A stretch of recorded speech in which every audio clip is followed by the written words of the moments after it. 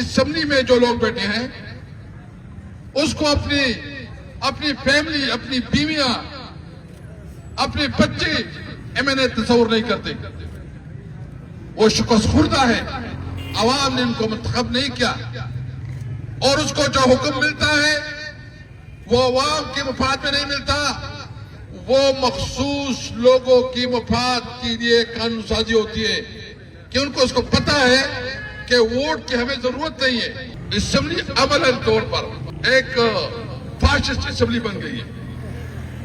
اس میں کوئی عوام کے لیے ریلیف نہیں. ہمارے وقت میں افغانستان کے ساتھ تجارت کاروبار کا ایک بہت بڑا سلسلہ چلا، روزگار بنا، کاروبار شروع ہو گیا.